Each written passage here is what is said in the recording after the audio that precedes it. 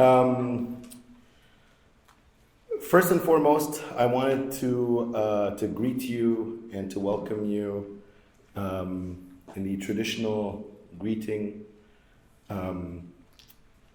shared among peoples of the Middle East and the Islamic world, and Arabic speakers, Pashto speakers, Urdu speakers.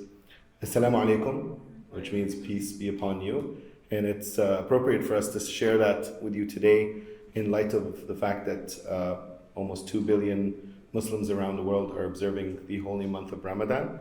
So we just want to express our gratefulness that for those of you who are fasting especially, to come here and share this time with us. Thank you so much for coming. I want to say that we are convening today on the unceded and stolen and erased territories of the Musqueam, the Squamish, the Tsleil-Waututh, the Semiahmoo, the Katsi, the Coquitlam, the Kwantlen peoples, the many territories, the many nations on whose land we continue to build and construct a settler colonial project that unfortunately is far from being decolonized or undermined. And so even in this building, we have to recognize the fact that what this landscape must have and needed to look like before this construction is an act of perpetual violence against the original and present inhabitants of this land. Whether we came here a week ago, a month ago, 10 years ago, 15 years ago, if our ancestors came here much earlier, we are still nevertheless participating in this violent act. And the only way in which we can challenge this and undermine it is to first call it for what it is, not to skirt around it and try to absolve ourselves of guilt. And guilt, thank you.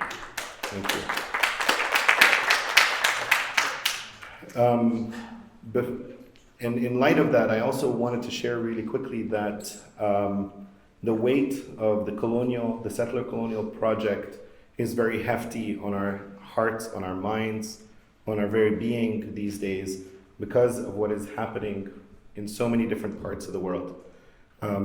As someone who does research and who is currently directing the Center for Comparative Muslim Studies, the areas of the world that we traverse, the areas from the world, from where we've come to be here, we were promised that we were escaping the wrath of the military industrial complex and the colonial projects in our home countries, only to come here to discover that we continue to participate in the very destruction of the homelands that we left, hopefully, in greater peace.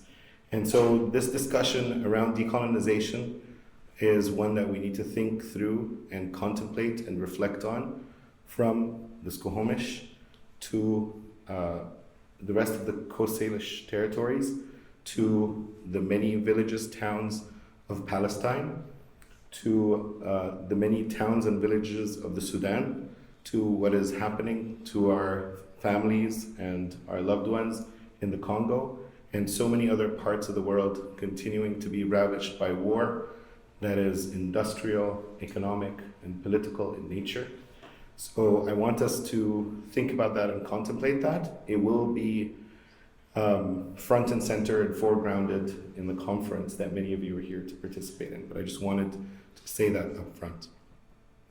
But it gives me great pleasure and honor to be able to introduce to you our incredible elder Jackie Gonzalez, who is a Squamish and Musqueam matriarch from the village of Hamilchessin, who has spent over 45 years leading the way in cultural revitalization for her community, in particular with youth and families and in regards to ceremony and protocol. I say this at a time when I feel like I have butchered both ceremony and protocol, but I'm here to learn. So thank you, Elder Jackie.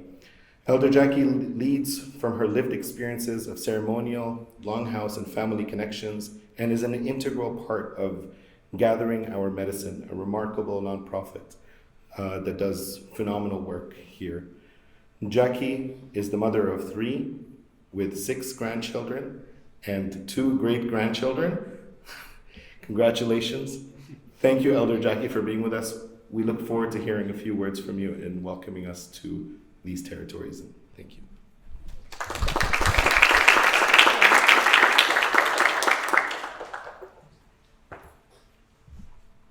Squall, everyone.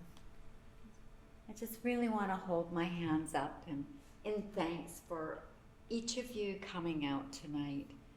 You know, listening to the words. It has been challenging for so many people, Indigenous people throughout the world. You know, monarchies move in and families get separated and many family lines can disappear. Many languages, the resources, the way of the life of the people become so disrupted. And what I love about our Indigenous ways of being is that memory's in our blood. And so when we think something might be gone, all of a sudden, Creator has a way of bringing it back to us. That's the beauty. And you know, I just can't thank you enough from the bottom of my heart for the good work that you each are doing. And I'm reminded of a story that one of my great aunts had shared with me, and this was when Vancouver was burning down. And all of our grandmothers, our aunties, you know, our mode of transportation was the canoe. And so without hesitation, they got in the canoe and they paddled over to Vancouver from Otslan, North Vancouver, to rescue people. Never once thinking that, oh no, they don't need to be rescued or helped. It was the right thing to do, and they did it with their heart. And with that, you know, you're all going on a journey, and your journey continues on even after we leave this earth. We're still journeying. And so I would like to share this song. It represents where people have to work together to get to where they want to go. And our grandmothers actually created this song for the seagoing canoe. And it's a very beautiful song, so if you can just imagine being on the water, having that water heal your spirit, move you where you want to go, it's amazing. So, I'm not the greatest singer, but I will endeavor to sing, so. Ho nu hat Malay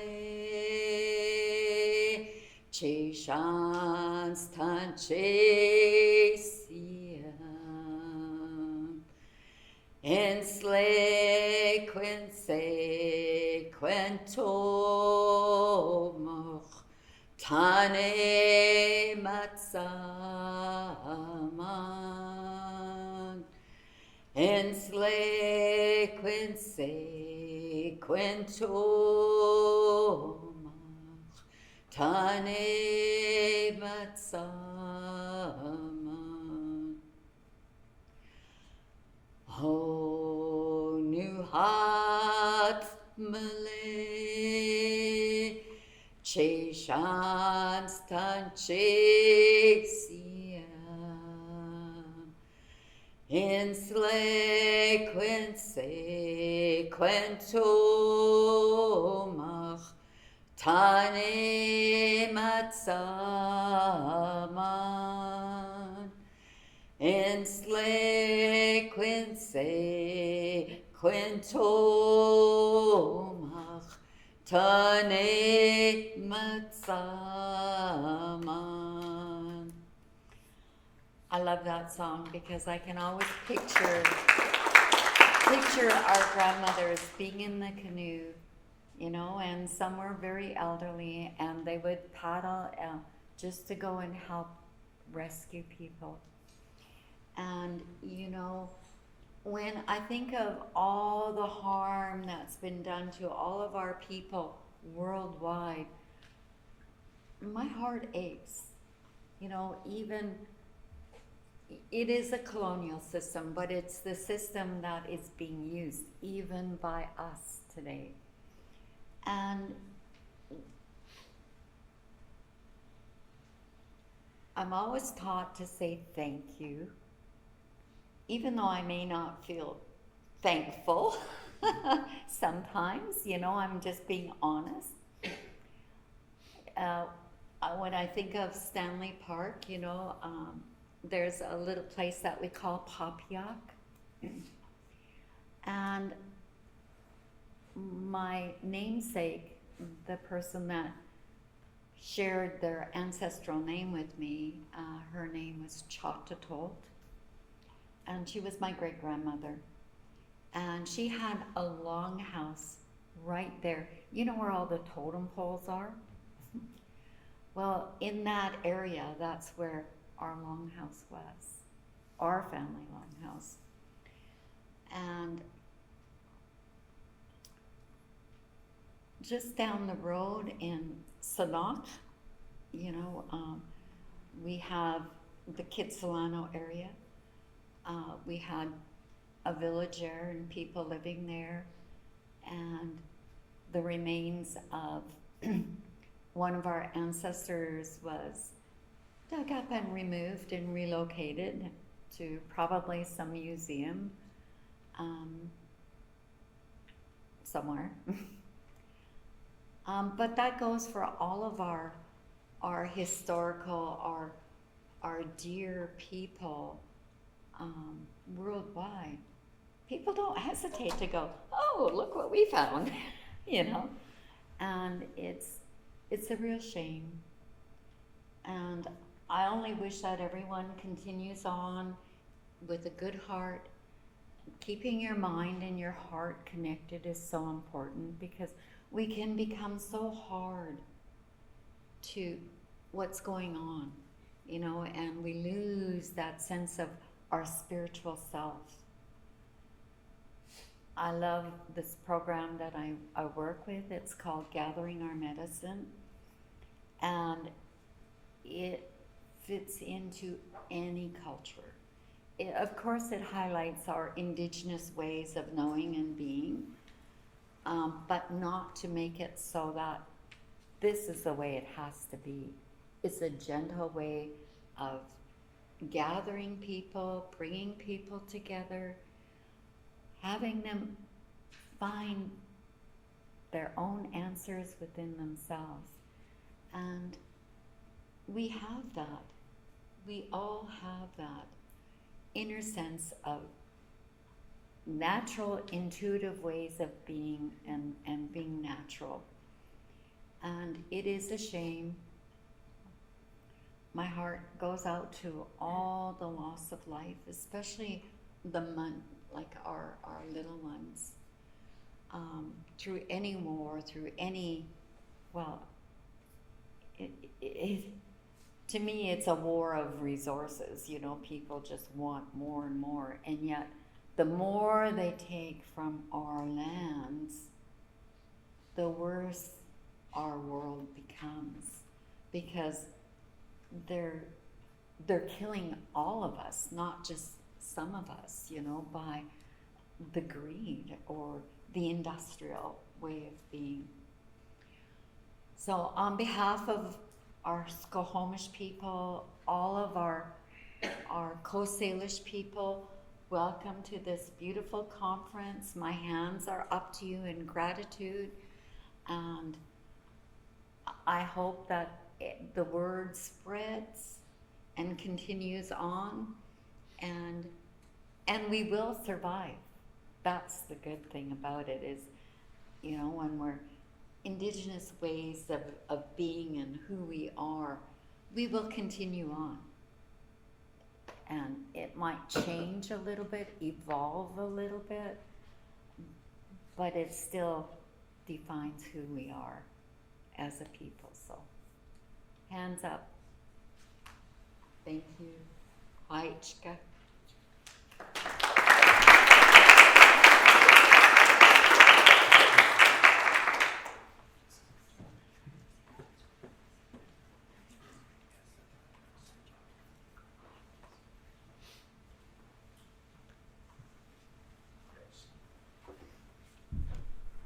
Thank you so much, Elder Jackie. I can't tell you how grateful we are for your words, not only because they're so deeply touching during these times, but they're also a testament to resistance against the erasure of memory.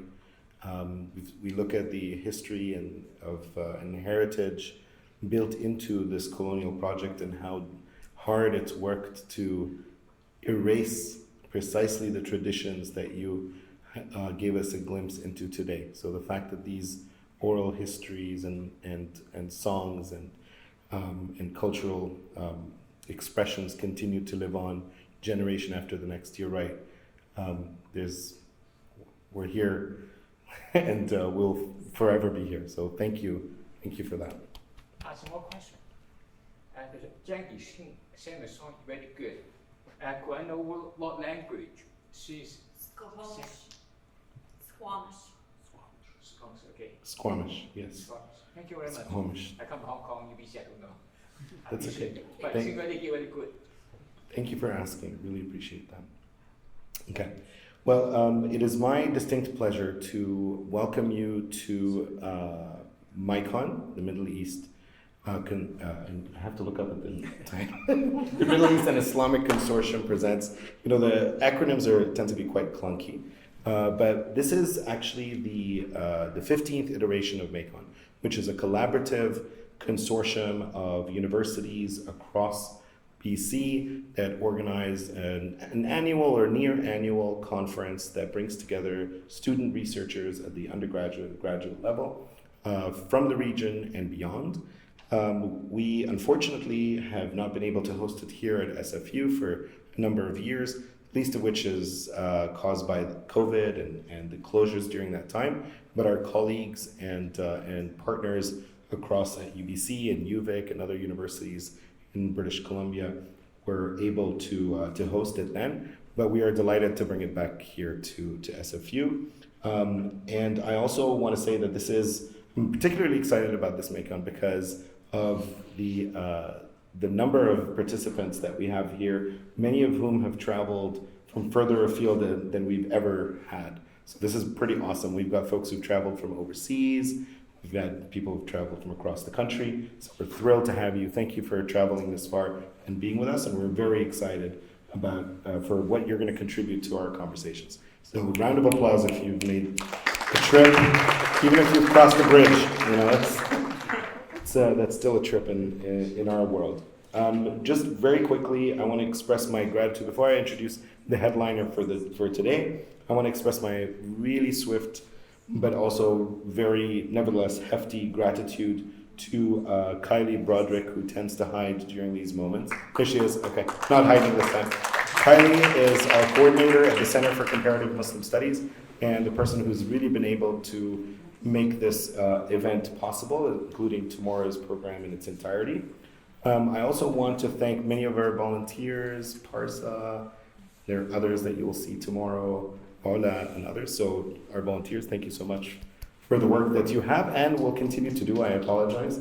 We will be using a lot of your services during this time. I also want to thank the various sponsors who made this event possible. Obviously, Center for Comparative Muslim Studies is an endowed center, and so the donors who make this center possible, we're grateful for their support and for being able to hold this kind of programming and continue to work despite the incredible financial limitations that our university and our province and our country are currently experiencing. So thank you for that.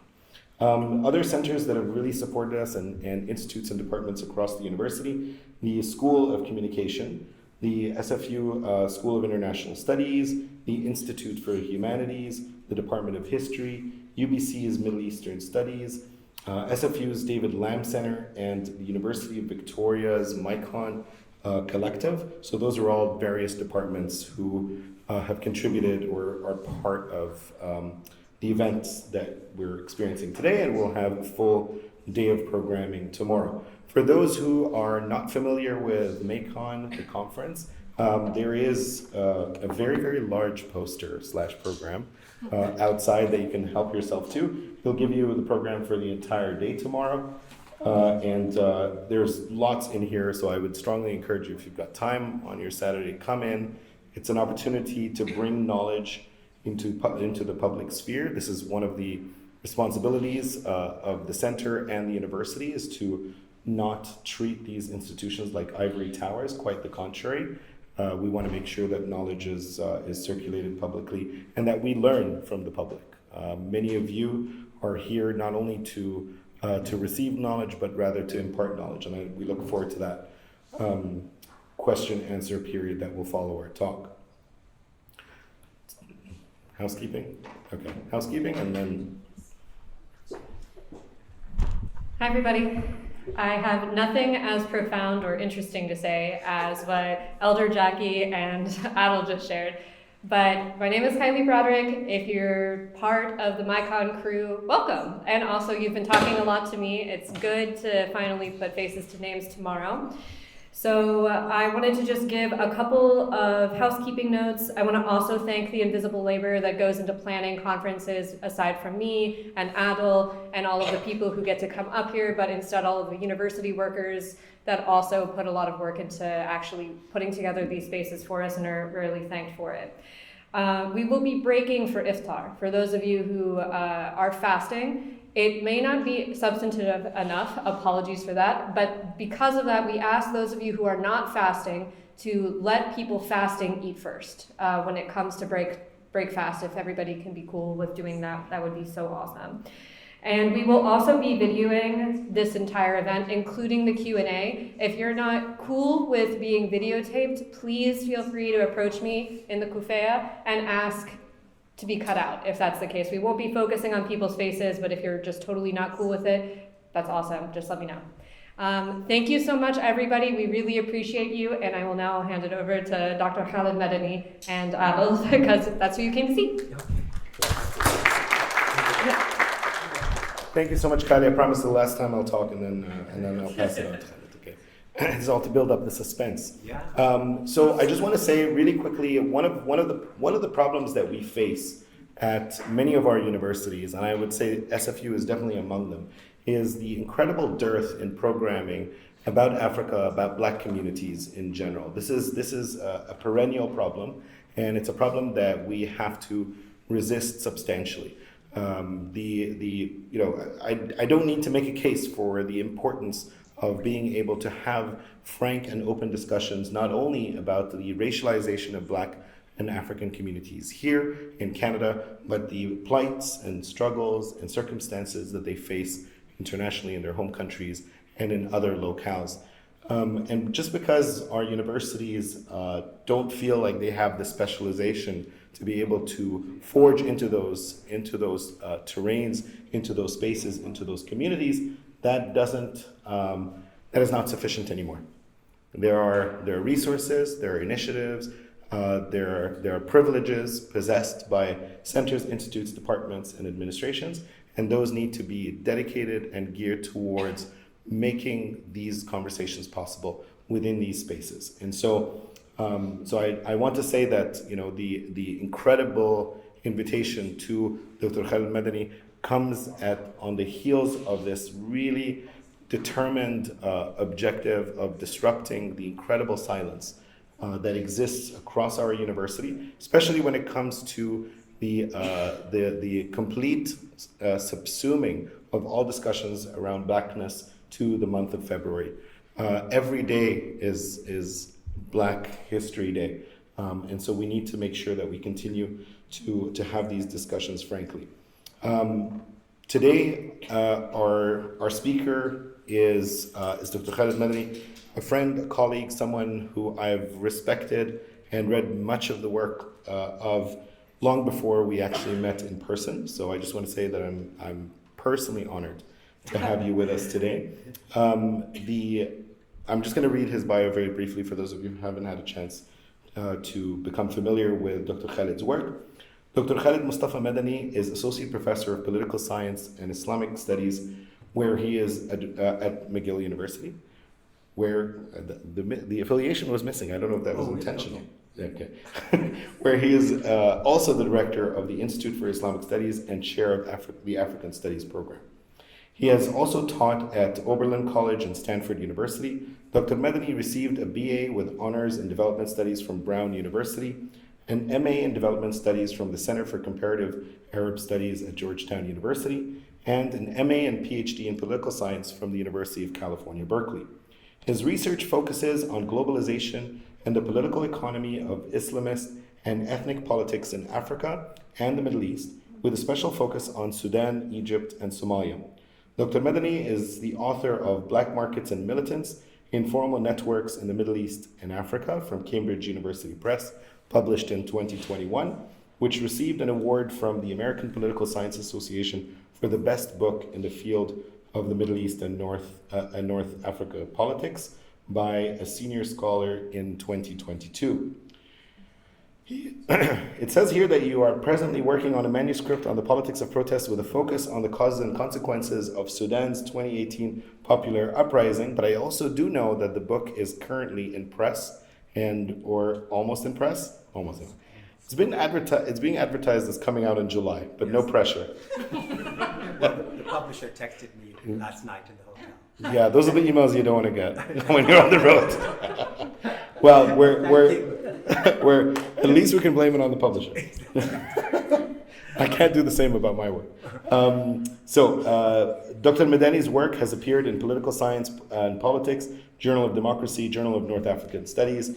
Honestly, too many journals to name. Dr. Medani is a previous recipient of a Carnegie Scholar on Islam Award from the Carnegie Corporation of New York.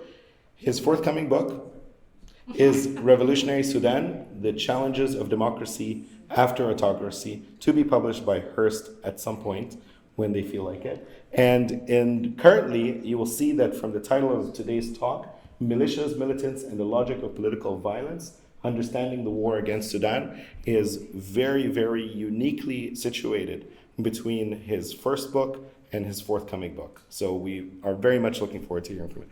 Without further ado, Dr. Khalid.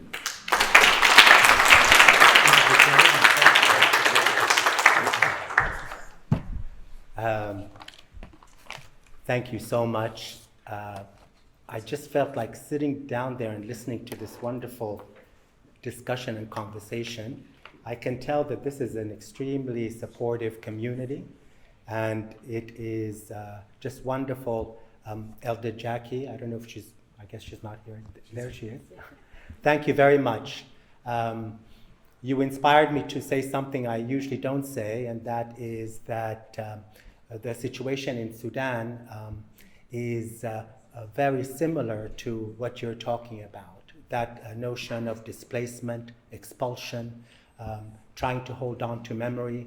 And I wasn't going to say this to begin with, but in the beginning of the war, the majority of us in my country lost everything, including our homes and anything that is really why I think indigenous insights and lessons are so important. And recently I was on a panel with a Palestinian colleague and an indigenous Canadian colleague, and we talked about what we can learn from each other, but particularly what we can learn from the indigenous history and survival and thriving in the context of this kind of displacement and occupation. And so I want to thank you for that. And I didn't expect to hear you speak, so thank you very much. What can I say about Professor Adil Iskander after he embarrassed me so much? Well, he is every bit what you would expect. When the war occurred, and this is why I'm going to embarrass him this time, in April of last year, probably, the worst conflict ongoing in terms of the toll in human life and the forms and dynamics of the violations against human rights. Adil texted me 3 times a day to make sure that I was okay and whether my family was doing okay. There were a number of Egyptians who did that, and I'm grateful, and many others did as well. So I'm very, very proud of being invited. I'm very honored to be here. It's absolutely a great honor. I represent, of course, McGill's Institute of Islamic Studies, which I would love to have you kind of get to know more. I'm also the chair of African Studies at McGill, and so I wear a number of different hats. I also wear the hat of being a very proud Black Sudanese and Black Canadian and Black American, and I'm the co-founder of the Black Faculty Caucus at McGill, where we were able to push through an initiative on anti-Black racism. And I think it has really changed the DNA of our campus, not only for the faculty and staff, but the students. And if you visit McGill today, you'll see an entirely different campus. And I really would ask you to visit us. I wanted also to thank, of course, Kylie Broderick and all of the others who put this together. It's a real pleasure. You can tell, as I was telling Kylie, by the communication and the emails that one receives as one is invited and all the logistics, I knew that I would be in safe company when I arrived. And I really would like to thank her for that as well. And the Center for Comparative Muslim Studies, all of you students and others who came to this conference and to hear me talk. I know that there are a number of different sponsors, but I couldn't keep track of all of them. So I'm going to thank the Center for Comparative Muslim Studies and, of course, Adil and everyone else. Today, I decided to discuss something that is very important for the majority of Sudanese right now, not only in Sudan, but elsewhere. I should preface this by saying I'm a political scientist. So I'm going to take a bit of a political science take to answer a puzzle that those in conflict always ask. And believe me, unfortunately, I've been to many parts of the world, Somalia, where I did research, and South Sudan and Darfur. And one of the biggest puzzles that people ask is an almost existential one, and that is why so much violence? What is the logic of this kind of violence? We have a number of different explanations for that. But today I want to talk about what we know as social scientists and others about why people engage in such barbaric acts of violence. And so I titled my talk today, Militias, Militants, and the Logic of Political Violence, Understanding the War Against Sudan. I have a number of different slides. I want to engage in conversations, but before doing so, I also want to kind of emphasize why Sudan is important, number one, for the humanitarian calamity that is ongoing, but also for those of you interested in the Muslim world, not only Africa, but the Middle East, and as far away as Indonesia and maybe South Asia, even Hong Kong maybe, to understand that Sudan represents a number of different elements that are of interest. Number one, strategically, it is a country, of course, that borders the Red Sea and the Sahel region. And right now, it is embroiled in the larger politics of the region. There are mediation attempts in Jeddah, Saudi Arabia, in Addis Ababa, Ethiopia, in Juba, South Sudan, in Manama, in Bahrain, and soon in Cairo, in Egypt. The entire region now is involved. And as you probably know, the United States only last month appointed a special envoy on Sudan. And so here, of course, there's a great deal of interest, mostly, I would have to say, unfortunately, because of the spillover effect of this conflict that is having on the entire region, not to mention the very important and strategically important and volatile Indian Ocean, Bab al-Mandab. As we say in Arabic, translated, it is the gate of lamentation. The idea is, and the kind of Arab folklore is that Africa and the Arabian Peninsula centuries ago were kind of parted because of an earthquake. I have no idea if that's true, but that is what Bab al-Mandab means in Arabic. It just connotes the kind of close relationship between the Horn of Africa, Sudan, and Saudi Arabia, which is really a hop and skip away by boat. And of course, there are many Saudi Arabian ethnic groups in Sudan as well. That, I think, is really important. Another aspect, you'll hear me talk a lot about Islam and Islamism in this lecture. And political Islam, of course, is something that is debated throughout the world in the context of the war on terrorism and all of these elements that, of course, are of concern to policymakers worldwide. Sudan, of course, represents in the Sunni Muslim world the only country where an Islamist movement was able to capture state power. And that is why it is such an important lesson for those other Islamist movements throughout the world. That becomes important. And now, having spoken to someone from Hong Kong, jokingly I said Sudan has similarities even with the recent history of Hong Kong, but most particularly in the North African Arab protests and uprisings, because it had, bar none, the most successful popular protest and revolution in the Arab and African worlds over the last 20 years. And I'm going to talk a little bit about that as well. But before doing that, I know it's Ramadan, and as we say in Islam and in Arabic, كل سنة وانتم طيبين جميعا, all of you, may every year be a blessed year. I'm going to talk a lot about violence and where violence comes from, but I wanted to first begin with showing a picture of what, for Sudanese in general, the majority of Sudanese, what Islam really means and what Ramadan, the holy month, means. This is a picture of the breaking of the fast, al-Futur, Iftar, during the revolution, the uprising in Sudan, that represents what is the central, of course, tenet and pillar of the tradition, and that, of course, is that fellow feeling. A few traditions insist on brotherhood and sisterhood through ritual and, of course, ceremony. The Iftar, of course, stands out as that. But next to it also is, I think Adil and others will know, what we look forward to oftentimes is waiting for the suhoor. You know, before you go to bed, you get to eat, you know, fill up your stomach. But really it is a period of celebration, amusement, entertainment. It's a joyful kind of introduction or a preface to waking up and fasting. And both of these images come from what for Sudanese has always been and continues to be what we call in Sudan al-Sawra al-Majida, the glorious revolution.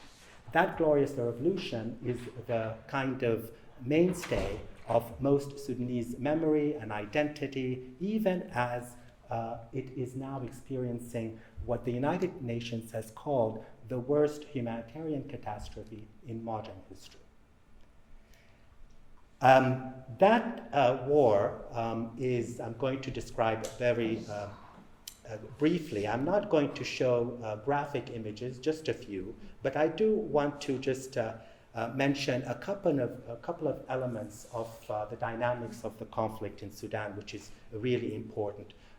It began on April 15th of last year, and in less than now a little bit over 11 months, the country is facing 8 million people, or 8 million people are displaced within its borders. Over a million and a half are refugees across the borders. About 60% are facing food insecurity and the risk of famine. That, of course, is really very, very kind of important. And here you'll find similarities elsewhere of similar conflicts and wars. The infrastructure has been attacked. 80% of the hospitals are completely destroyed. The capital city is completely destroyed in terms of its infrastructure. 70% of the population of one of Africa's largest capitals has moved to other parts to seek refuge. The litany of sexual violence and rape utilized as a weapon of war is unparalleled even by the standards of Africa and the earlier war in Darfur. I itemize these because, unfortunately, the topic of the talk today is trying to understand it, trying to understand this kind of level of violence, which is really important to keep in mind. It is, from the perspective of the United Nations Secretary General, the case of a failure of humanity, as he put it. And for the European Union, their concern, of course, is a spillover effect of insecurity and most particularly migration into Europe, illegal migration, which really becomes important. So this is the contours of the war, and it is really one that is characterized by a rivalry between two generals. And what I want to emphasize today is that it is distinguished. It's a unique war that is very different from other wars in the continent of Africa in one essential way, and that is that it is a war that has no constituency. It is rare, almost impossible, to find incidences of civil war in Africa or elsewhere where one side doesn't have some support, some important support of the community, of a segment of the community.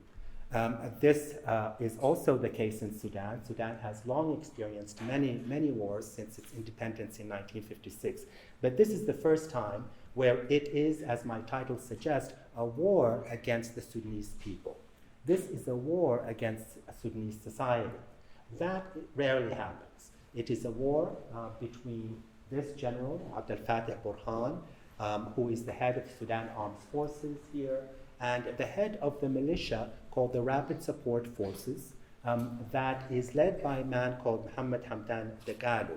I'll give you a background of this rivalry and how we got there, and I want to do two things. One of them is to understand the kind of historical context, and then I want to conclude with why this level of violence is being perpetuated, and why is it that these two generals have such kind of feel so threatened by their own population that they have decimated the country. There is no war that is ongoing or historically in Africa where we find that to be the case. This just happened 2 years ago. I'm mindful of this being a Center for Comparative Muslim Studies. And one of the important things for Islam in Africa and Islam in general, the majority of Muslims historically really adhere to, and we can have a discussion about this if you'd like, not to orthodox forms of Islam, but to Sufi Islam, the syncretic kind of form of Islam and Islamic worship that is really based on a syncretic understanding of not only Islamic tenets and rituals, but also local indigenous practices. And this is why our friend was so important. This is the case in Sudan. Islam came to Sudan early in the 7th century, not really through the sword, but through trade and intermarriage. And it's Sufism that for all of us in Sudan is what we adhere to. 2 days ago, the extremists, and I'll tell you who they are, decided to desecrate one of our most important Sufi mosques in my father's neighborhood, our neighborhood in Umdurman, in a neighborhood called Wad Nubawi, the Sheikh Hassan Qarballah Sufi mosque. And here is just a representation. I want to return to this conflict between different aspects of Islamic tradition and identity, and how that is a central element in the war in Sudan that is not really comparable to others. Although in the Sahel region, for those, of course, who follow African and Muslim African countries, this is a perennial historical conflict between those who kind of identify as so-called Islamist or modern Islamist and Orthodox Muslims, and those who identify as Sufi Muslims. But this is a political issue, not a religious issue, that I'd like to emphasize. So this is the capital of Khartoum, and my challenge is to try to give you an explanation from a political science perspective of why this war occurred, the dynamic of the war, and why I term it a war against a civil society.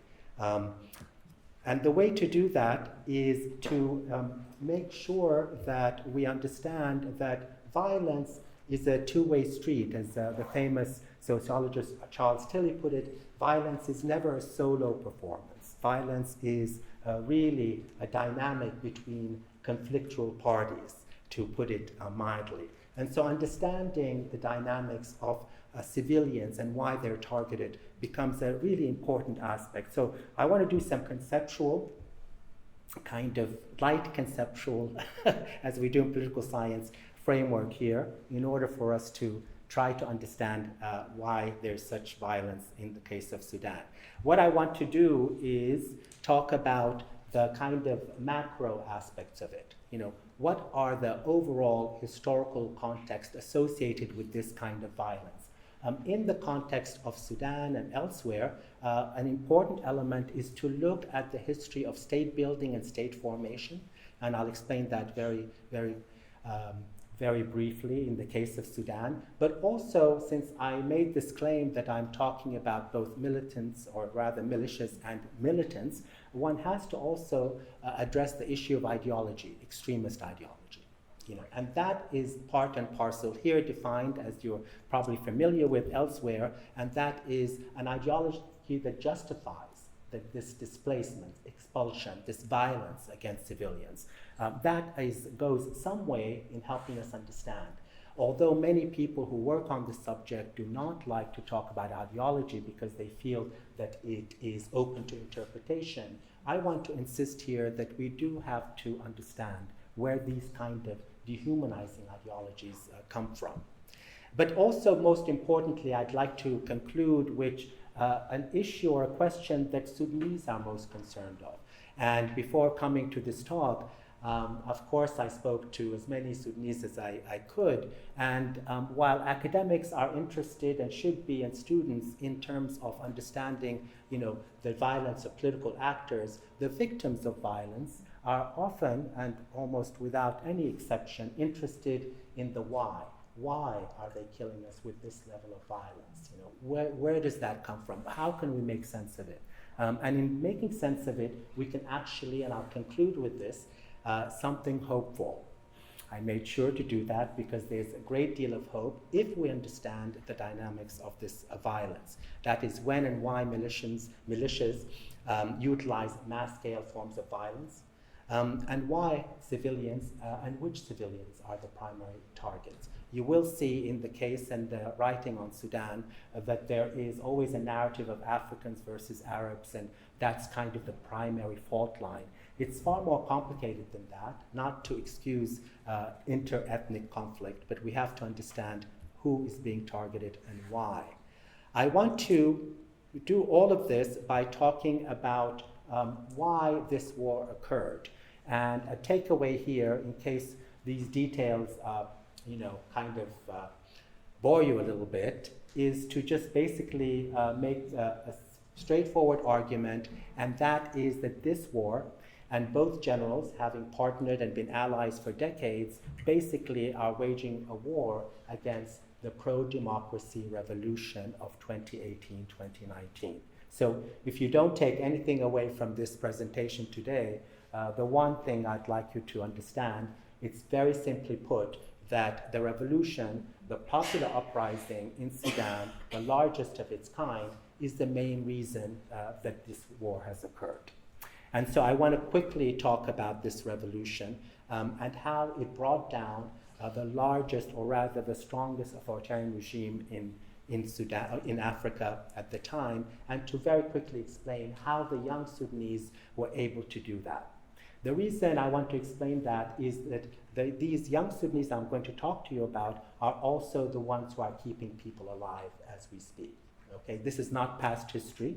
The same activists that brought down the authoritarian regime that stood and waged 3 wars over 40 years, or rather 30 years, are the ones who are operating voluntarily emergency response rooms, soup kitchens throughout, and they're the ones who continue to organize around what they call resistance committees to oppose the kind of violence that's meted out against communities. So here is a story not of the past, but also of the ongoing present.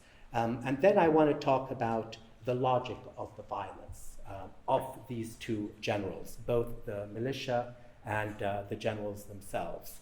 And that is why I want to kind of show this representation. This is Ala, of course. I don't know if you have seen this picture before, but one of the very important activists during the popular uprising, representing the participation of women, mostly young women, over 60% in popular protest that took over 6 or 8 months and mobilized the entire country.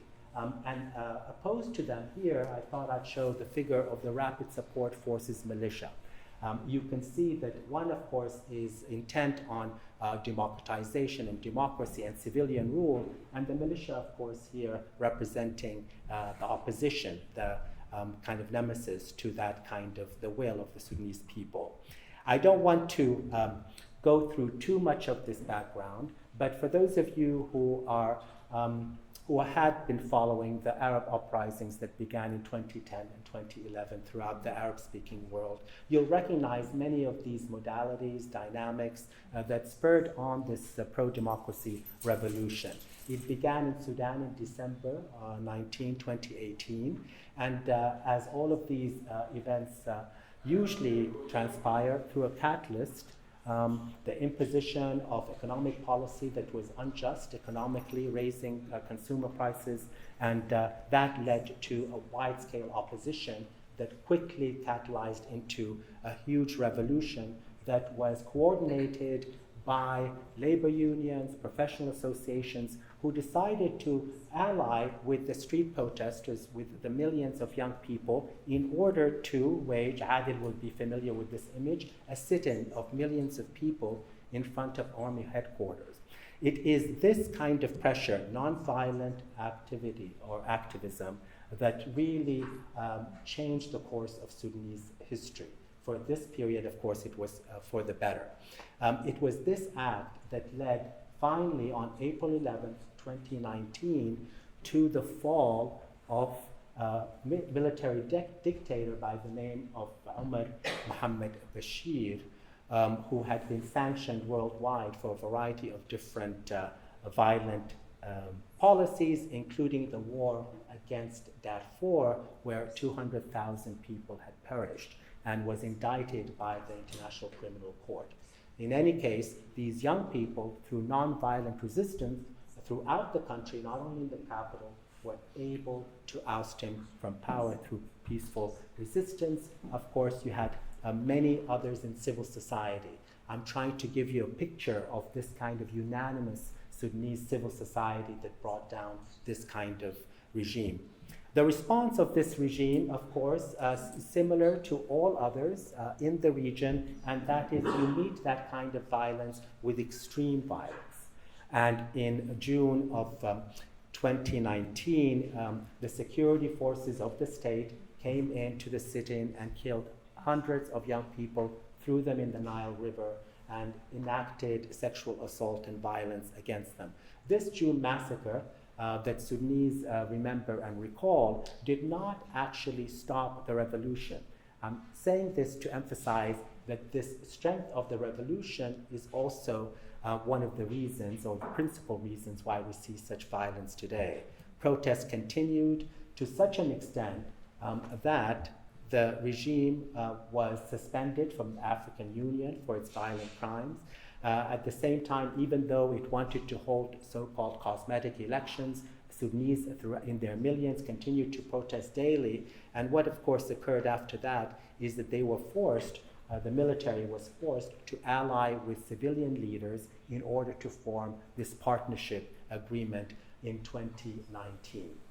This is what we call in Sudan al-Hubut al-Na'im, the soft landing.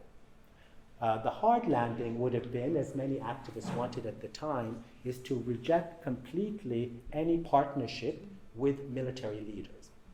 The soft landing, unfortunately, that was taken up for a variety of reasons, including external support and push and pressure, was to have this temporary, not temporary, but this partnership with the military among civilians. And that was really one of the biggest problems and weakness of this kind of military or regime at the time. The idea was to share power through a sovereign council and rotate the president, and also have a legislative body that would represent civil society. None of that occurred.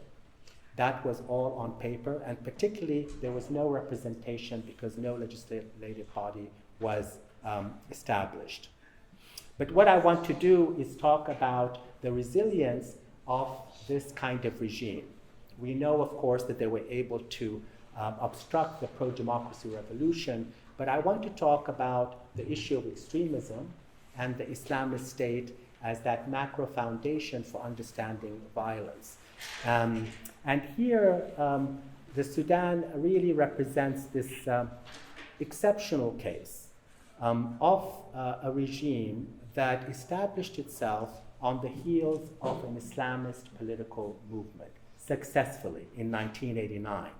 These two gentlemen are infamous and famous, of course, among all Sudanese. One of them is Omar Bashir, who led the country for 30 years. But the other one you may find of even more interest, the mastermind behind the Islamist movement that is well known throughout the world, Hassan al-Turabi. This is an individual and intellectual that is revered not only in places, and I've been there, in some spaces in Egypt and Morocco, but as far as afield, especially in Malaysia. He is really seen as one of the most profound Islamist intellectuals historically in the world. He died about 5 years ago. But his intellectual contribution to the Islamist movements worldwide is why he is so well known in the Muslim world. For Sudan, he has a very different kind of reputation. He is viewed as Machiavellian, responsible for an Islamist authoritarian regime, and very importantly, he is the one who begins this perennial conflict and fight against Sufi Islam. The majority of Sudanese who adhere to Sufism are those that this movement, and Turabi in particular, have viewed historically as an enemy.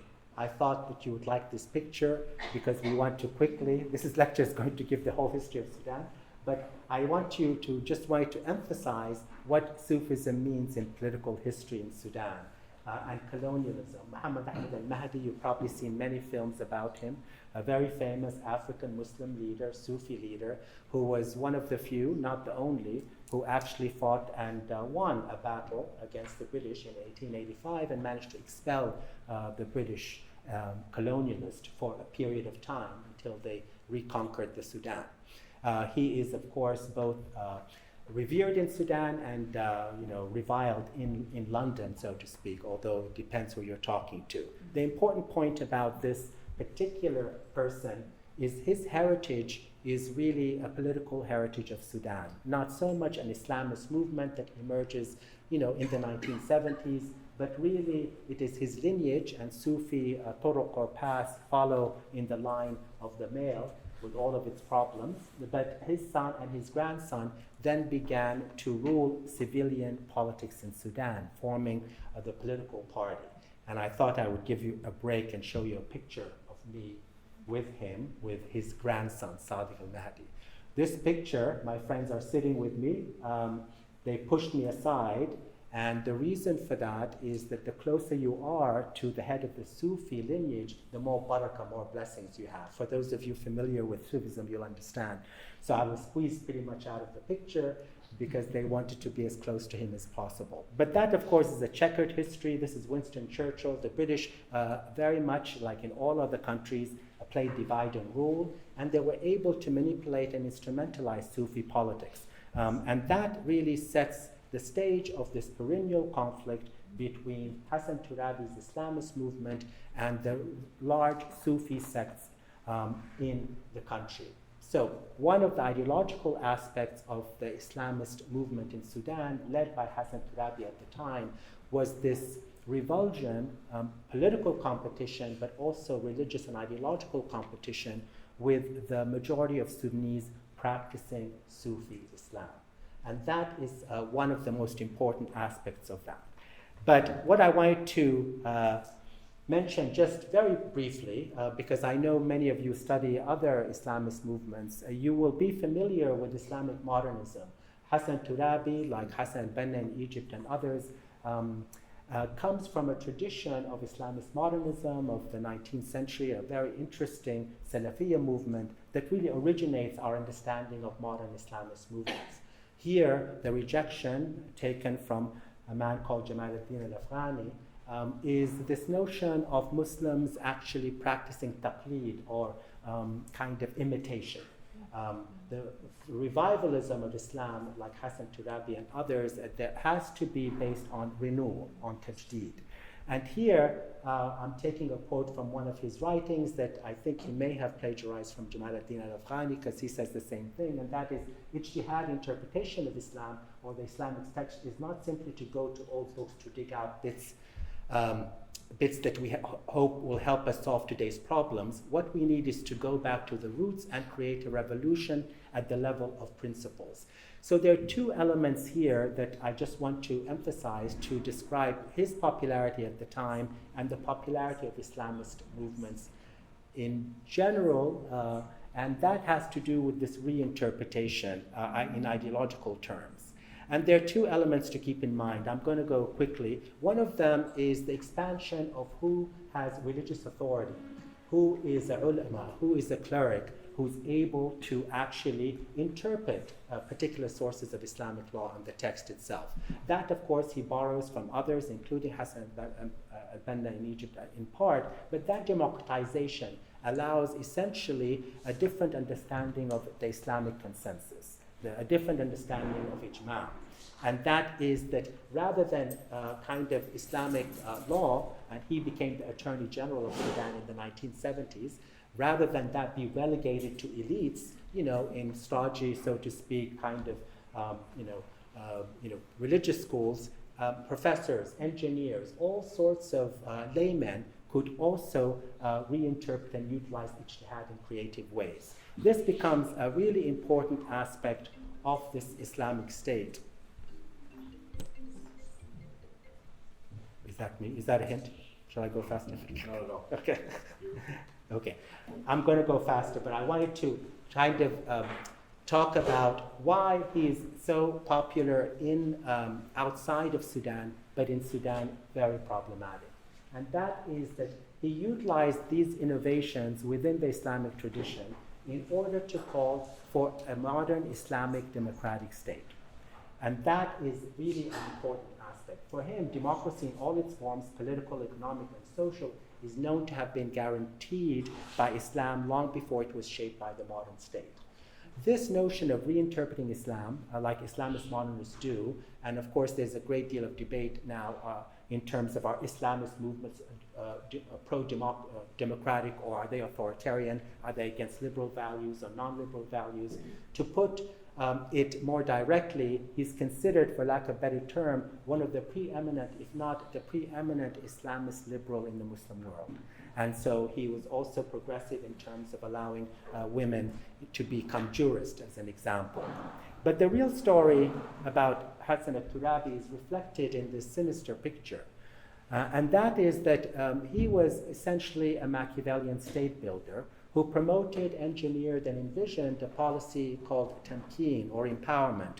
That is, his real purpose was to empower the Islamist movement in ways that would give it complete political power and control over the Sudanese politics and the state. And he did this through the pillars that we call in Sudan. I'm not going to go through all of his policies, but I want to emphasize one. He did this through the promotion of him and his loyalists of utilizing the state in order to move assets to his clients. He purged, non-Islamists from the bureaucracy, and he, among others, and with his allies, dominated the economy by Islamicizing the economy. But here, as a shortcut, I want you to focus on just the last aspect. And that is that it was under his vision that the policy of tamkeen empowerment decided that the only way to stamp down dissent, not only from Sufis, Muslims, but others in the region, was to actually undermine the army itself. And the only way to do that was to factionalize the security apparatus. What we see today in Sudan is a legacy of this policy envisioned by him at the time, that it was very important in order to put down dissent to not rely on a national army. And that is to factionalize and establish a security apparatus that is really the one that would enact let's say, wars on the cheap against Darfur and other places. And here is where you have the history or the beginning of what you may have heard of the Janjaweed, the horseback riders in Darfur of the early 2000s, that he basically and his allies under Umar Bashir at the time contracted in order to implement the kind of violence that was implemented against Darfurians that everyone understood at the time to be a war crime. But he also established a variety of different security apparatuses, including what we call Kataib al-Zil, the shadow brigades, the jihad brigades. These are different security forces that are now really wreaking havoc on Sudanese civil society. They're the ones, in lieu of the army, who are actually implementing the kind of violence we talked about. But the person that really profited the most was this person hidden in this picture, Muhammad Hamdan Dagalo. And I thought that this image would encapsulate what I'm trying to kind of get through here. And that is the head of the militia that is enacting scorched earth policies, that is decimating the country, that is perpetuating an unbelievable kind of pattern of violence, not only against villagers, but specifically against women in Darfur as well, is hiding here and was an ally of the dictator for years. He was the one who was paid to put down the conflict in Darfur. He was the one who was paid to kill the young people in the massacre of June 2019. In Arabic, in vernacular Sudanese Arabic, Umar Bashir, the dictator, who's now in prison, they just released him, that's another story, called him Himeti, Ahmini. Himeti in vernacular Sudanese Arabic means he who will protect me. Instead of the army, you rely on this militia. And here you can also see in his face that he has other intentions.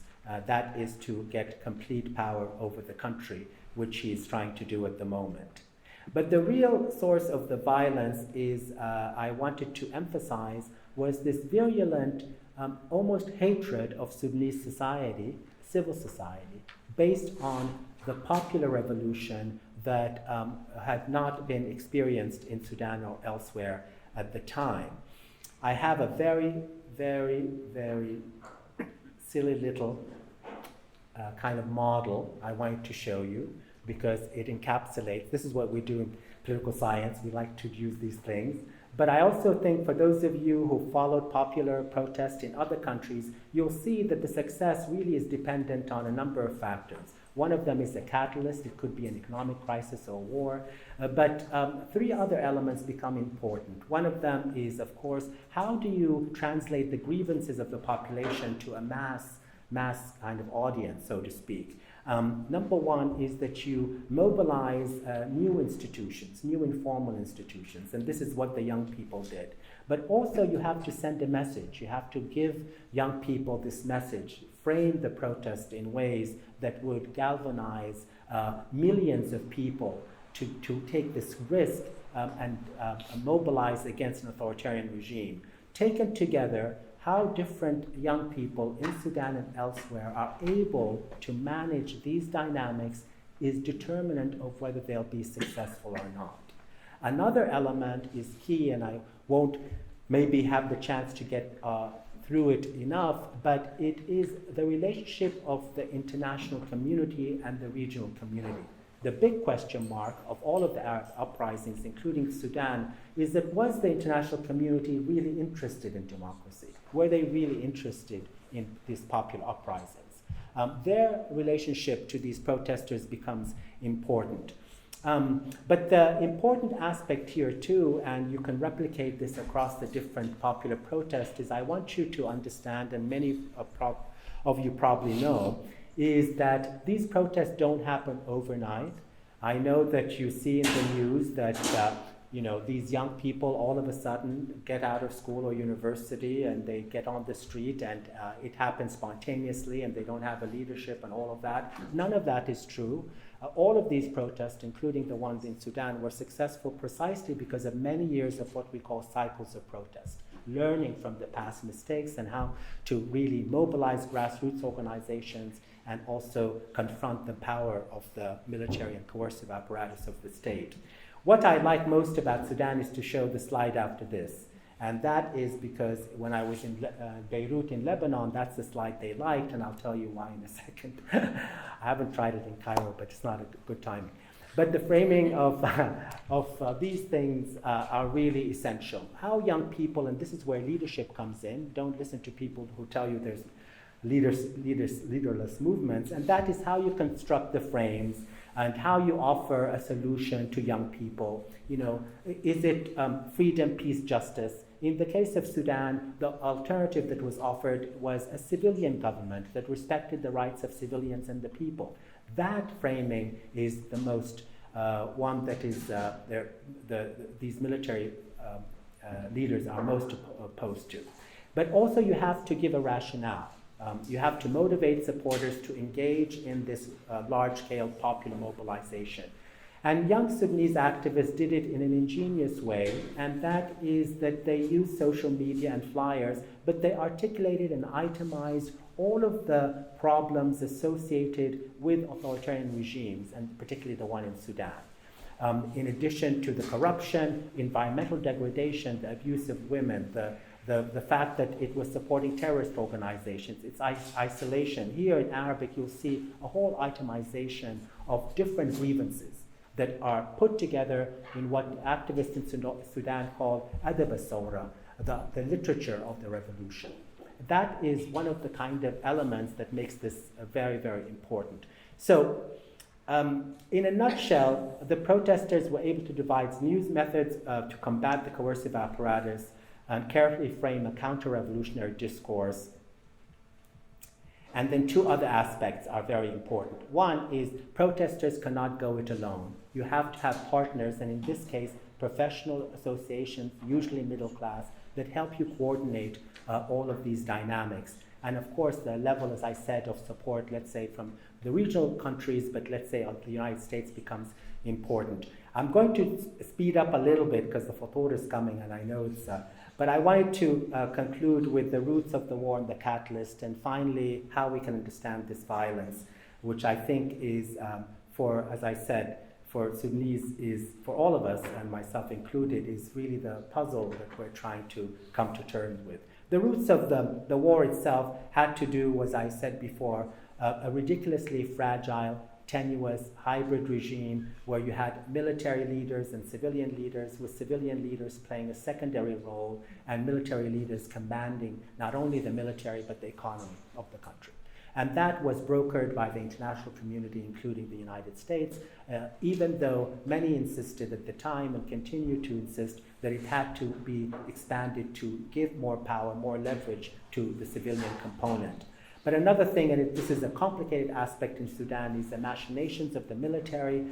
I can't go into all of the different conflicts in Sudan, but the Juba Agreement of 2020, and this was an agreement between the government at the time and different rebel organizations. The military leadership at the time used this so-called peace agreement to basically undermine a civilian government.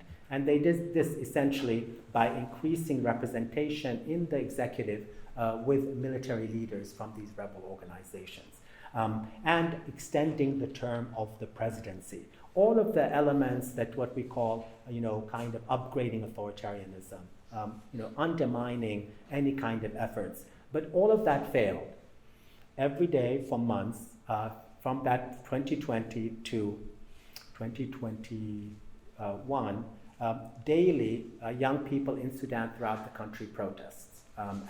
I can't go through all of those elements, but the revolution continued to be so strong and activists so strong. At the end, there was no choice for the military leader but to just interrupt the whole thing. No more kind of cosmetic, reform, no more kind of conciliatory dialogue, and no more interaction with the international community saying we're going to transition to civilian rule. No, we're going to have a military coup. These young people have to be put in their place. And on October 25th of 2021, he took over the government through military force and imprisoned all the people. These then become a very important aspects of what is happening today. The reason I mentioned Hassan Turabi is that the constituency that the military has, that Burhan has, is not representative of the Sudanese people. The constituency is what we call in Sudan Fulul al-Nizam al-Qadim, the remnants of the former regime. There is absolutely no question, although there was at the time, and certainly confusion, particularly among regional countries, that somehow this is a professionalized, autonomous army that is doing the right thing. But no, actually, the kind of top rank of the military are remnants of the Islamist movement, including Ali Karti. You can see him here, the former foreign minister of Bashir, who basically is leading this war on behalf of the Sudan Armed Forces, and he's a pupil of Hassan Turabi that I spoke about, his disciple. And so here you have the only constituency are the Islamist militants that want to reconquer the country and consolidate political power once again. But what is the catalyst of the war? This gives you a context, this kind of brutal war. The catalyst here is unfortunately peace agreements. And for those of you interested in the context of peace agreement and war, you'll know in the African context that peace agreements oftentimes, if they're not implemented and framed correctly, actually lead to war. And we can discuss how that comes about. But in this case, it was called the Framework Agreement. And once again, just to emphasize the strength of civil society in Sudan, the only reason that this was negotiated in December 2022 was that the protests refused to end. Every day, or at least weekly, despite all of this history that I've given you, Sudanese young people, through what is called the resistance committees, refused to stop their pro-democracy protest. So once again, and their slogan was no negotiation, no legitimacy, no partnership. We will no longer partner with any of the military components. But what happened, of course, was that compelled the military leader, Burhan, and Hemeti, his partner at the time, who are fighting each other, to engage in this so-called framework agreement that was doomed from the start. And here is where the catalyst really is very important to keep in mind. Why would two generals who for 2 decades conspired to kill people in Darfur, young people in Khartoum, in the capital, all of a sudden decide that they not only want to defeat the other, but they want to exterminate the other general? And the reason for that has to do with the framework agreement that had certain issues that, if resolved, would basically exclude the military components. But what happened, of course, was that compelled the military leader, Burhan, and Hemeti, his partner at the time, who are fighting each other, to engage in this so-called framework agreement that was doomed from the start. And here is where the catalyst really is very important to keep in mind. Why would two generals who for 2 decades conspired to kill people in Darfur, young people in Khartoum, in the capital, all of a sudden decide that they not only want to defeat the other, but they want to exterminate the other general? And the reason for that has to do with the framework agreement that had certain issues that, if resolved, would basically exclude them not only from political power, but economic riches. And those were, number one, of course, the issue of accountability. The notion that if there's a civilian government, or that is their transition, one would go to the ICC and the other one would go, who knows where. But that, I think, is well known, and it's very important. But one of the important aspects that is not talked about a lot had to do with the deep state that I mentioned, and all of the reasons I talked about Temkin and empowerment. And that is one of the innovations of the revolution of 28. One would go to the ICC and the other one would go, who knows where. But that, I think, is well known, and it's very important. But one of the important aspects that is not talked about a lot had to do with the deep state that I mentioned, and all of the reasons I talked about Temkin and empowerment. And that is one of the innovations of the revolution of 2018 and 2019, is that unfortunately they were overambitious in the sense that they wanted to do something that no one in the region had ever done successfully or even tried, and that is to dismantle the deep state. dismantle the economic kind of basis of the state. It was called the Committee to Dismantle the State. And it is here that both Hemeti, the head of the militia, and of course Burhan realized that if this agreement was to go through, both of their vast profits would disappear or they would be accountable for. Another element that I'm sure you've heard of was security sector reform, and that continues to be very important. That is to merge the militia into a standing army. That, of course, was something that Burhan wanted, the military leader, Sudan Armed Forces, but that was something that for Hemeti, the head of the militia, knew that would exclude him from political power. So it was at this juncture that you had the kind of a coup that was so important. What was attempted by Burhan at the time was to get rid of this committee, to dismantle the deep state, and to bring in Islamists, many of them released from prison, including the man that I showed you, who were imprisoned for corruption and war crimes, but released. The leader, Omar Bashir, 2 days ago was released from prison by this regime on the count that he's ill. I'm going to rush through the logic of political violence, not rush through it, but just conclude with it. And that is to explain something that I think is really important. I've given you kind of the macro context, but that can't really help us explain the level of violence and who's been targeted. There are Islamist ideological movements elsewhere, authoritarian movements elsewhere, and that provides an important context for war. It doesn't really explain why civilians are being attacked in such a vicious way. And I, for this particular talk, is really wanted to kind of explore that with you. And so, wanted to, building on work on this in political science, if that's okay for those from other disciplines, is to build on what we know about the logic of mass-scale violence, and to explain the puzzle of mass violence against civilians in particular. I explained it in one way in terms of the revolution and its strength and the lack of constituency, and that's an important part of the story. On the ground, when we have cousins and sisters and brothers and aunts and relatives who are meeting unimaginable forms of violence, all of us want to ask the other question as well. One of the explanations is not so difficult, and that is simply greed. Sudan is one of the world's richest countries in the world. It is unfortunate. It has not only oil and uranium, it's the third largest exporter of gold. And here in this map, you'll see where the gold deposits are. They are in Darfur in the west, and they're in the north and east.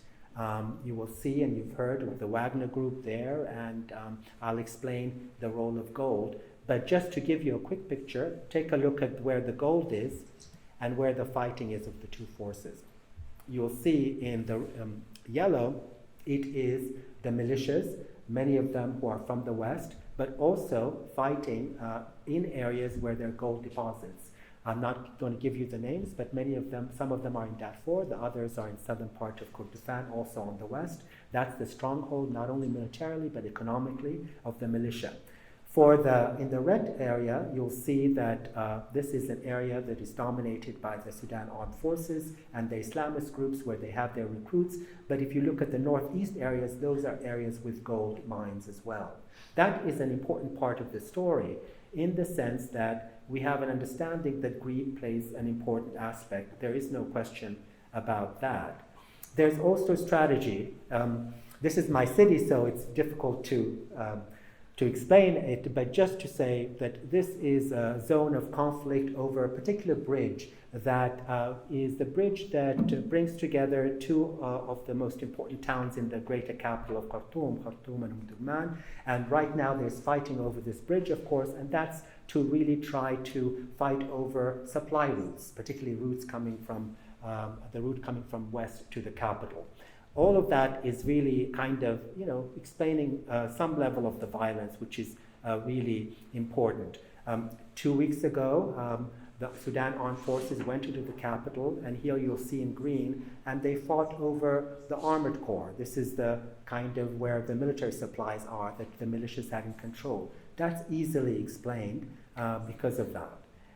Let's see if this actually works. Probably not. So I'm not sure. Oh, you can't see this, right?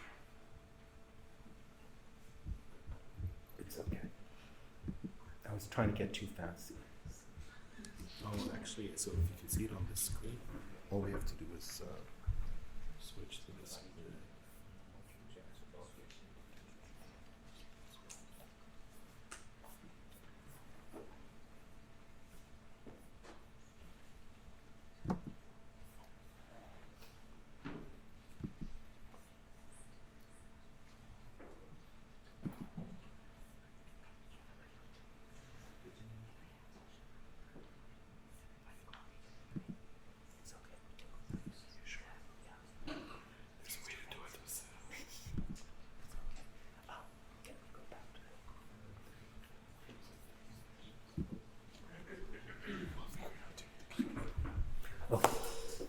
I don't want to take away too much. I was trying to get fancy, but I wanted to, those are reasonably explained. So this is the puzzle that is more difficult, and that is, conflict over greed and, economic spoils and natural resources, conflict over supply routes, conflicts over strategic sites in the capital are different from this kind of violence. And this is why, as my sister texted me recently, it's hard to take in, to see violence here where you have the destruction of the flour mills, for example, in the capital city. And this is one of the reasons that the capital itself, people are fleeing in droves because there's nothing to eat. Or the destruction that seems senseless of people's homes and the occupation of people's homes. And so in brief, the logic of violence against civilians, what we know is really represented in this chart. I'll go over it quickly. And that is that, number one, winning this war is contingent on civilian support. So what the two parties, and this is very similar, this is, by the way, work that was done and insights drawn from the war in Algeria in the 1990s, insurgents and militias. So it has a comparative element to it with differences. But what I want to emphasize here is that the reasons that the civilians are being targeted is because both parties know that they need their support in order to win. And that is really where the struggle really lies. They need to attract that support and they need to maintain that support. I'm often asked, and Monday I may be asked again in Democracy Now!, is the country going to fall apart? And my answer is always the same. It'll fall apart if these different warring actors succeed in basically establishing what we call, and you've heard this before, the legitimate monopoly on the use of violence over a territory. Both of them have failed miserably in doing so. And the way to do that, of course, usually is to either provide certain benefits, let's say land or other supplies, or kill, or kind of impose a kind of threat that is so destructive that survival becomes a benefit. And this is the logic that both are using. As one scholar put it really usefully, sanctions are cheaper than benefits. It's cheaper to actually terrorize a population than to give them benefits that you don't have. Hemeti, the head of the militia leader, recently on social media said, of course, for public consumption, that these soldiers, enacting all these rapes, doing all of these horrible things, are mutfallitin, in Arabic, loose cannons. They're lone wolves. They have nothing to do with me, And that is absolutely not true. There's clear evidence, and we've corroborated it, that although we can't understand completely the mixed motives of the individuals who perpetuate this violence, there's no question that the ones orchestrating this violence are the political actors, including the head of the militia and the leaders here. And that becomes really important. The question is here that this kind of violence is usually a result of coercion and consent, both. That is, these leaders are struggling over providing, law and order institutions. I'll give you a brief example, too many examples. In Darfur, in the central part, the militia leader had asked that the revenue from the local production be given to his soldiers. They agreed with the condition that he would establish stability and law and order. Having not been able to do that because of the lack of popularity and legitimacy, they withdrew any of their kind of supply. This is kind of the dilemma that we're talking about here. And for that reason, you punish those people. You punish them through violence if you cannot actually provide them any benefits. Violence then occurs, and this is where the violence in Sudan is occurring. It's not necessarily random. It occurs particularly, and this is something I've said for 11 months, but now I just wanted to corroborate it. And that is that it is precisely this violent because of the lack of legitimacy that these two warring factions have in these regions. It's fragmented, unstable, and in the case of Sudan, and that's why the history of the revolution is so important, in the case of Sudan is because the majority of Sudanese people refuse to give any legitimacy to any of the parties. What happened in December is that the central part of the country, where 60% of the produce comes from, where Sudanese eat, was taken over by the militias, and lots of assaults and rapes and violence, expulsions, looting and pillaging occurred. That was the militia taking over the Sudan Armed Forces. The result was that the Sudan Armed Forces have decided now to rely exclusively on what they call jihad brigades, extremist Islamists, having tried to recruit from other groups, and they were not able to do so because no one wants to give them legitimacy. I want to conclude quickly that explaining these kind of higher levels of violence is because of the fact that the more violence that occurs, the less incentive, the less useful it is for these actors, and so that kind of increases the cycle of violence. This is me sounding like a political scientist, but I want to talk very quickly. I know I have 50 seconds. The selection of victims is also not random, and I want you to take that hard as well. Unfortunately, it's not. It seems chaotic, it seems that it's random, but there's selective targeting of villages, there are attacks on villages, on the supply routes. That software that didn't work, the map I wanted to show you, actually shows you the villages that are destroyed in the context of where the resources are. That becomes important. And who, of course, is killed are people who defect from the support of this. But I wanted very quickly to, I cannot end without talking about the hope that it's not just maintaining, but the lack of legitimacy on both sides has and continues to inspire conflict mediation and resolution at the grassroots. There are many attempts at this, but one of the most important is in Darfur.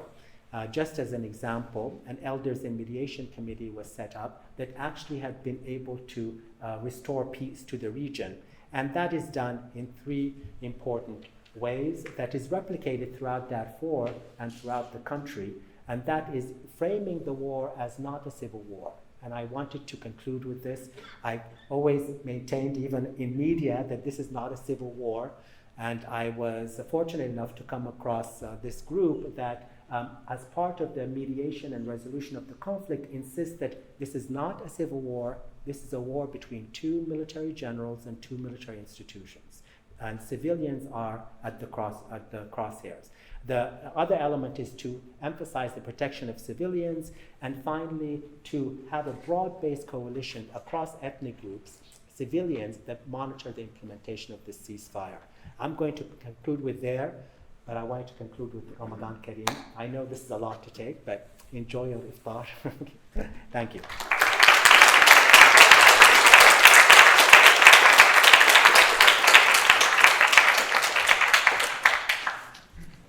Oh. Thank you. It's working.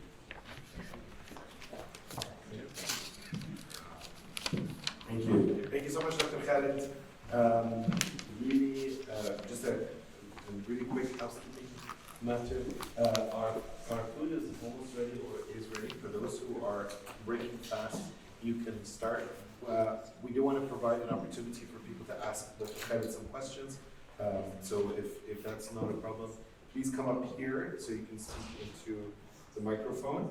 I will take advantage of my presence here, first and foremost, to say thank you so much for your provocative contextualization, historicization, and real richness in explaining the ideological and circumstantial situations that impinge on stability in Sudan.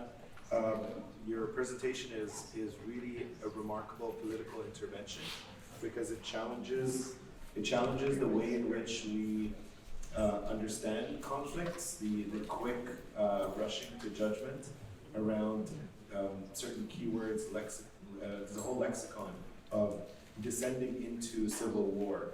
And so the importance of being able to carve out a place for communities to create alternatives on the ground, and the manner in which the Sudanese population is very much sandwiched between a power struggle with a lot of geopolitical, strategic circumstances and so many benefactors and funders and what have you.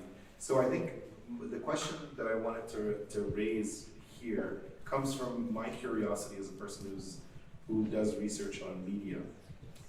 Can you tell us a little bit more about why it is that Sudan is not at the forefront of the news? And I'm not talking about Gaza specifically. I understand that the last 6 months in Gaza have been quite catastrophic in that regard. But even in the last 6 to 9 months, Sudan has dropped from the headlines, and I don't mean just in the Western media that have their own sort of circumstances for not covering sub-Saharan Africa writ large, or the Middle East, or the Global South in general. But even in terms of coverage in the Arab, Middle Eastern media, why is it that Sudan is not covered? Some have claimed that it has to do with the complexities, the difficulty to interpret. I mean, you've really made this very clear to us, but I'm curious what you think about the dearth of coverage, the failures of journalism in covering Sudan and doing so with both veracity and complexity. Thank you for the question. It's always hard to answer that question because I focus on, as Black people say, on the good news. I mean, as I was preparing this lecture, I was actually so focused on the wonderful journalists who are in Sudan trying their hardest to report through social media and others. I'm not evading your question, but I think it's really, I was a journalist in my other life and with NBC News, believe it or not, in Cairo and Sudan, and I'll tell you my experience as a journalist with NBC News in Egypt, for example. The reason I left, one of the reasons was that the correspondent at the time, I won't mention his name, I said, I think it's important to speak to people from the country. Because the way that broadcast news in America works in particular is that usually they have representatives from the US government in the country or others. And he said to me, I'll always remember this, well, no one in America is interested in hearing them. We want to hear someone from USAID, we want to hear someone from the US Embassy. So I learned that lesson for a long time ago. Part of it is racism, but that doesn't give it that kind of detail enough. I think the real answer is that it is in the news when people feel it's in their interest. So the racial part comes in with conflicts in Africa are normalized. To say that is an understatement. I think Africans assume it they don't even talk about it anymore. That a war like this, of course it's Africa, of course it's indescribable. And so, there's nothing to be done and it's not interesting. The initial interest in Sudan war was during the evacuation of Westerners from Sudan. And that's when you heard about it. After the Westerners were evacuated. That's the big part of it. And another part of it is that it comes in the news when there is strategic interest involved because media outlets are related to governments and companies. And that's what's happening now. For the Arab regional countries, they're becoming more interested because they're concerned about instability in the region, very much because of the Gaza conflict and the Red Sea. I think that I'm very opposed to also, pitting one horrific humanitarian crisis against the other, and we don't need to do that. Sudanese activists have been very clear that it's actually opening up avenues to talk about these things. And, and if you don't think that that's the case, just look at the Red Sea and understand their greater interest now in Sudan is because it's right there. It's central to the crisis. So that's unfortunately also the reason there's an interest. That the U.S. envoy and his appointment is a result of that. The holding of a summit in Bahrain, in Manama, that includes Egypt and UAE, who previously and continue to be on different sides of the conflict, are being held because of the gravity of the situation in the region. So that's part of those are the two elements associated with it. But finally, because I'm so used to this, I focus on Sudanese journalists who are fighting for their lives to get the news out, and those are the ones we should support. We should really support them. So get on social media and listen to Hiba Morgan from South Sudan, who continues to report from Sudan. Amazing, powerful African black woman. We owe her a great debt, and I want to focus on those because then we can support those kind of things. Is that passionate enough for you?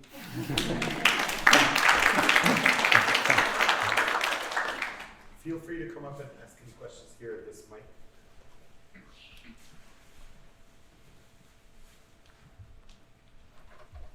Hi, Professor. Thank you so much for your time. Appreciate it. Your insights were really important and imperative in terms of domestic side. So I'm really curious to know your view on the international side of things. So, how do you see the international influence on what's happening, and how do you see the balance of power dynamic actually, impacting what's going on in Sudan? John Mearsheimer, for example, he's a realist, he's an offensive realist, and he always argues that, Europe is very important because Russia is there, and, Asia is very important because China is there, and then the Persian Gulf is very important because the oil is there, right? But then Africa is not that important. So I'm really curious to know your view about, is there actually any international influence, and how is that, affecting the dynamics domestically? Sure.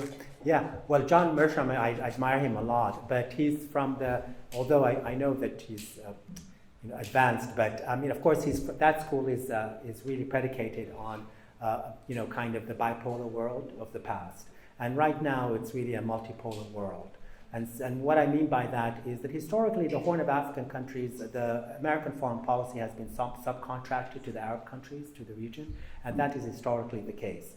And that's, so they're no less influential in the region than America. I know America is always the most important, but now we know clearly that the multipolar world means that we have to take the other regional powers very seriously.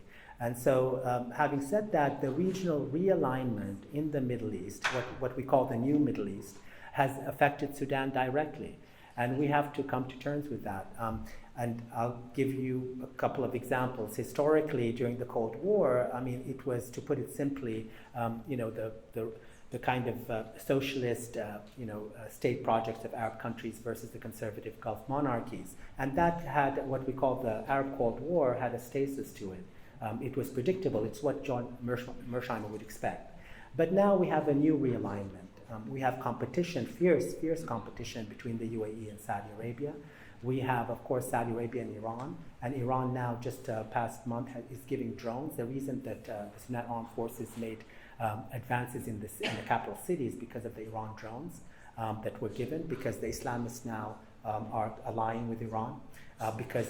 And yesterday, the deputy of the Sudan Armed Forces, and you can find it in social media in Arabic, gave a long speech, his fourth or fifth, lambasting the United Arab Emirates, accusing the Emirates of wanting the natural resources, the gold, but interestingly enough, and they do want that as well, but they also said that they're the ones who created the militia. Of course, I just showed you that that's not the case. But the interest in the region from the Saudi Arabia, the Arab countries, Egypt, the Nile waters is central. It's so central that I don't talk about it in this lecture because it requires another lecture, and I'm writing about that separately. But it's really important. Now remember, the Red Sea is also a source of competition for Qatar, for Turkey, and for China. And so when people ask me, is Sudan peripheral? I mean, I don't know what to go with that. You know, that's just, we need to be more, we need to be more well-read. Let's put it that way.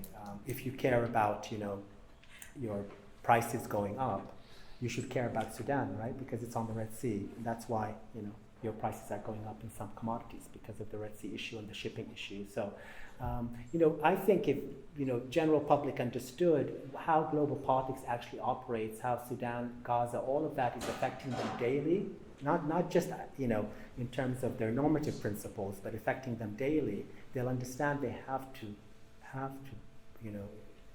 take a position.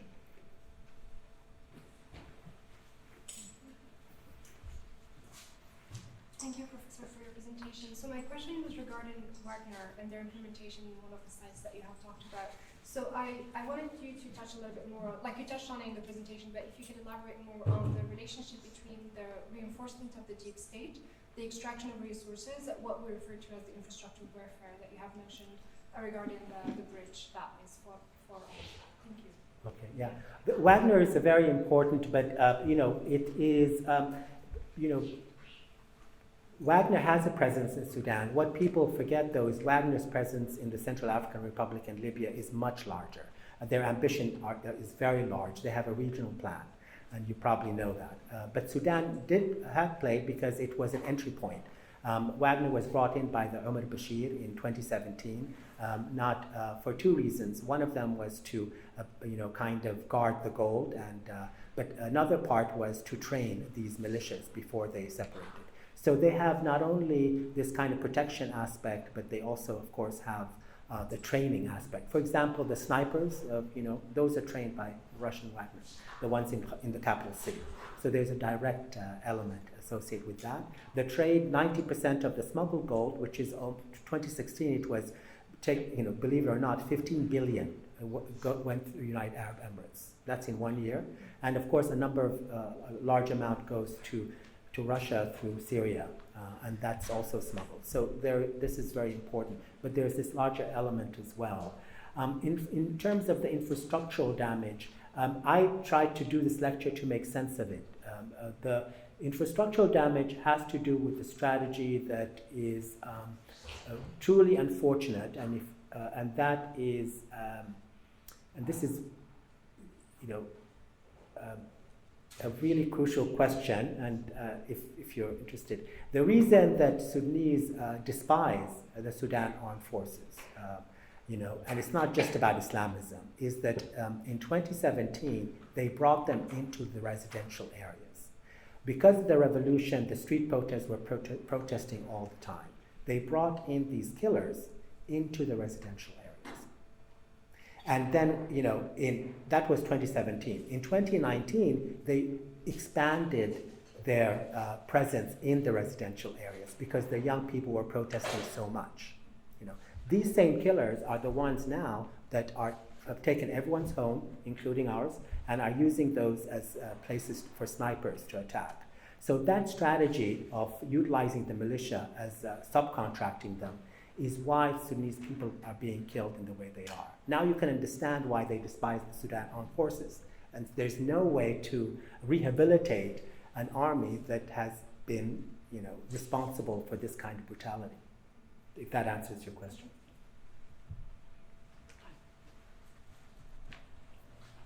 Good evening. My question first is thank you for your presentation, and it's clear that it's complex. I'm following the news sometimes over the Sudan civil war, especially that there are countries outside. Also, they are involved in this war. And as a political science expert, what's next? What is next? So what's the future of stability in Sudan? That's my question. Thank you. Thank you. What a great question. Yeah. I do want to emphasize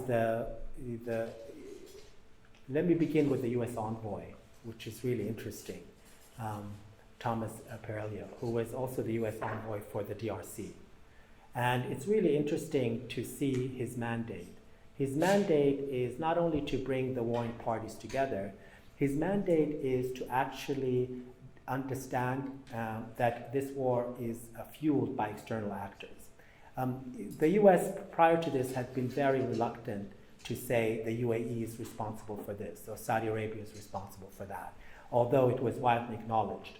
And of course, there's always a chilling effect because the UAE is influential and there's a lot of let's say, influence in Washington.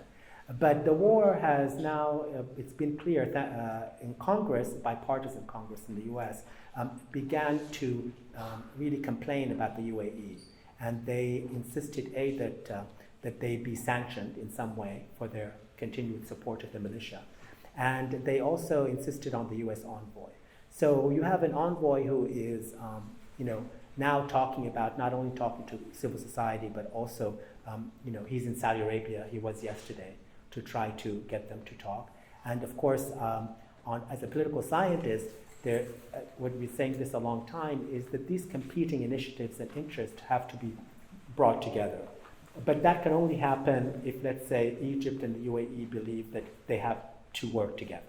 The indication in Bahrain is interesting. In January, both Egypt and UAE were present, and so they realized that the situation in Sudan is getting really grave, and they have to at least talk about it. But that is only partial. The real way is to make sure that in every conflict, all wars end.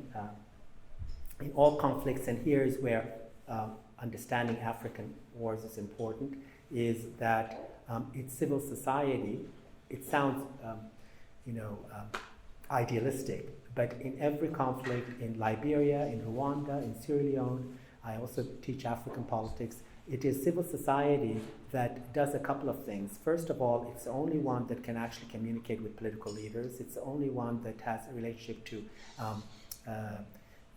local leaders.